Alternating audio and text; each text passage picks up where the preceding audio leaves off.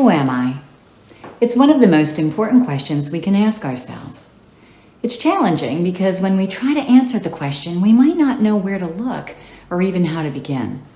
Most of us are so busy in our day-to-day lives that it's easy to get wrapped up and lose sight of who we really are.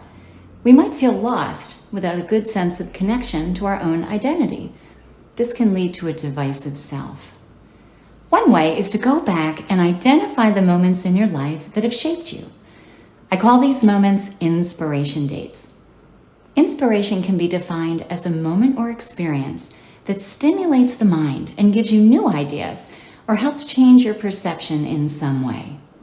This has served me well as an author, as I frequently go back and revisit these moments to use as inspiration for my children's books about kindness, acceptance, compassion, and forgiveness. What I discovered from the process is that it was actually gifting me with something even more powerful than merely an idea for a storyline. It was teaching me something about myself, about who I was. How ironic when I realized that this was actually my intention in becoming a children's author after all, to help children find themselves. Therein lies the old adage of the teacher who suddenly becomes the student. We gain inspiration from experiences. Experiences are happening at a rapid rate around us all the time. These moments of energy, also called opportunities, present themselves through a variety of messengers, a symbol, an event, or in an exchange with a person. The problem is we don't often take the time to seek out and identify these moments as significant, or we misinterpret their meaning when they happen. Sometimes we even miss them completely. I began writing children's books because I know what it means to come from a loving family. I understood how it felt to be loved and accepted and to know that I belonged somewhere, and I wanted that for other children. I've been blessed with 3 beautiful children of my own, and I've walked with them through their triumphs and their heartache. The world's a different place today, and children face different challenges and struggles than when I was a little girl. I wanted to contribute in some way to make it a kinder place to grow up. When I think about my first inspiration date to become a writer, it started back in the 3rd grade with my teacher, Mrs. Parker.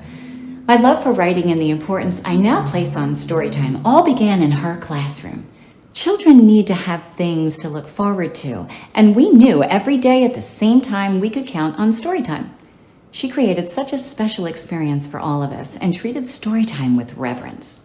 That year, we were reading the book, Willy Wonka and the Chocolate Factory. I loved how she read to us, and I loved listening to her soothing, calming voice that drew you into the story and the characters. I loved how she held the book to show us the illustrations and how she gingerly turned the pages with care. I remember the last day of school like it was yesterday. Every student received a personal note from her. On mine, she wrote, "You are such a gifted writer. Maybe you can write a book of your own someday." I had always loved to read, but never thought of myself becoming a writer. I adored her, and her words of encouragement planted the seed that would sprout years later. When I read stories aloud to children today, I think of her and her beautiful voice and hope that I can deliver the same experience as she did for me back then. I am a writer. I am a narrator. My parents were my heroes and offered constant inspiration. They both endured their shares of struggles and heartbreak as children, and together vowed to raise happy, healthy children. My mother was an immigrant, and she knew what it felt like to be bullied as an adult. My father also knew what it felt like to be bullied, but as a child, and at times he would share those painful memories with me. My mother was a tower of strength in her quiet nature. She was quick-witted, and she always rooted for the underdog. Although she never made it past the 6th grade, she was smart, determined, and self-taught. She was loved by all who knew her. She died in 1983 at the tender age of 52 when she lost her battle with lung cancer. I was only 17 and I was devastated.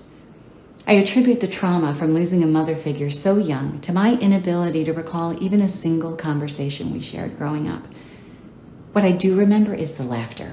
She graced me with the gift of humor and lives within me through my uncontrollable giggles at the most inappropriate times. She loved being a mother more than anything else in the world. I am joyful. I am strong.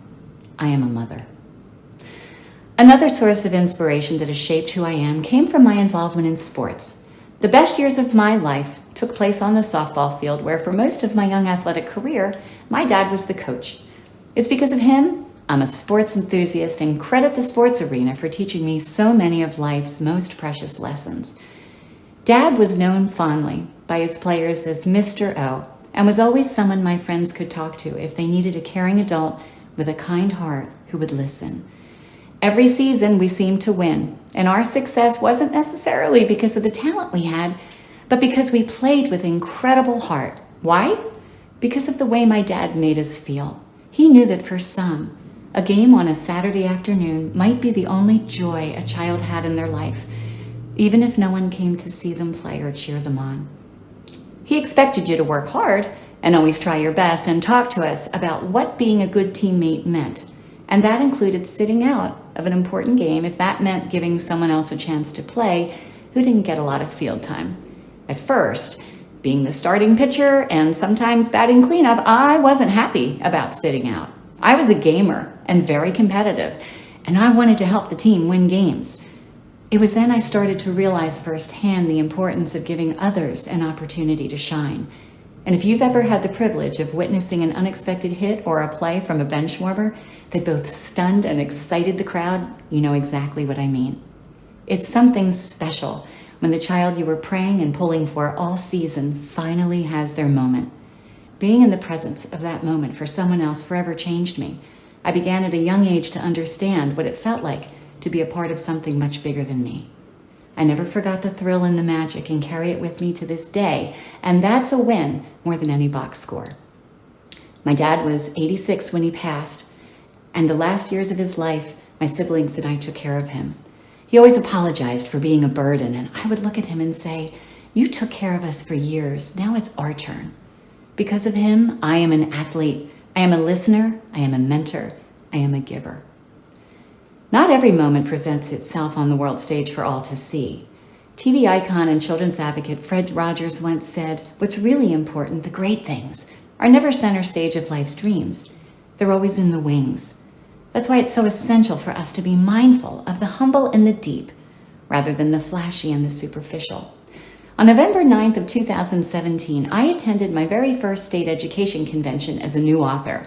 I was showcasing my first book, The Adventures of Finley and Cisco, which has a special needs character and teaches children about kindness, acceptance, and the consequences of bullying. I had a terrible booth location and hadn't had many visitors for most of the day. So I was starting to question whether a mom with no letters after her name could really write a story about kindness and make a difference. I'd even thought about leaving early, even though it was against show policy. With only an hour or so left, 2 women stopped at my table. The older woman was a 3rd grade teacher who had brought her daughter along, who was also interested in pursuing a teaching career, like my daughter. She shared that the daughter had been bullied all her life. And seeing from my banner that my book was about bullying, they wanted to know more. She then pulled out a picture of a little boy with bright eyes and a sweet smile. His name was Jorge, and he was her student. I noticed that he was missing part of his left arm beneath the elbow. Like my character Finley, he had also been in a tragic accident and felt different. They told me Jorge would love the book and thought the message could help him. After she purchased one for her own classroom, she asked, would I ever come to her school for an author visit? It would be my first, and I found out it was theirs too. No one had ever visited the school, as it was in a highly depressed, crime-ridden area. I was thrilled. Boy, did they roll out the red carpet for me, and while I was there, I had the opportunity to meet someone who inspired me, my hero, Jorge, and give him a hug. All of this because of the brief exchange from 2 strangers who just shared their story with me. It was the first validation I received for the value of my work. I am a children's author. I am compassionate. I am a difference maker. Sometimes moments of inspiration can come from revelations through painful experiences. 2 years later, things were going well, and I'd visited over 30 schools with our message. On one particular day, I'd just finished an assembly at a grade school, and I didn't feel that it turned out the way I had hoped. As I was packing up, a little boy and a little girl came up to me. The little boy had a white-lined piece of loose leaf paper with the top right corner torn off. He said, "Miss Lisa, my mommy didn't buy me a book. But can I please have your autograph so that I at least have something with your name on it? Right then and there, I melted. Of course you can, I said. Can I have yours? I always love asking for a child's autograph because of the shocked response they give me. You want mine? Why? Because you're you and you're special, I tell them. The ironic thing about it was that the only piece of paper I could find to give him was a white-lined piece of loose leaf paper with the top right corner torn off. We exchanged papers, and then he asked, can I have a hug? Right after we hugged, the little girl asked me for a hug as well. I finished packing up and I made it to my car. When I opened the piece of paper the little boy signed for me, I couldn't believe what I saw. Below his signature were the words, "Keep being the author you were called to be." The moment was so significant for me because I realized that while I went to school that day to help the children find their true selves, in reality, they reminded me about my true self. I carry that note with me everywhere I go. I am a student. I am resilient. I'm a hugger. So why is searching for inspirational moments so important to reconnect with who we are? It's the most honest way to understand our response to a certain situation. In most cases, we had no control over them, and we responded in a way that was natural to our true self. It's the meaning we attach to the experience that makes it a significant life event or not. And there's also health benefits that come from asking the question, who am I? Prominent psychologists tout the benefit of knowing ourselves and being authentic in our search for happiness.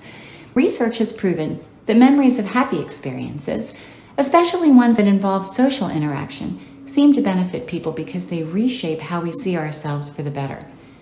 You can stand firm in your own identity by following a few simple steps that will help you identify and tap into these powerful moments to know your authentic self. By cataloging and recalling these experiences and the emotions they evoked, we can rediscover what we value most in shaping who we are. By ranking them in order of importance, perhaps the process will reveal patterns about what we care about most and help uncover our core values. It's what we choose to pull in and make our own, to add some sort of meaning to that ultimately shapes our attitude and the type of person we become. Go back. Recall these moments in your life. Can you reframe them? Is there one that's clear? Can you elevate it and wear it like a badge to empower you going forward?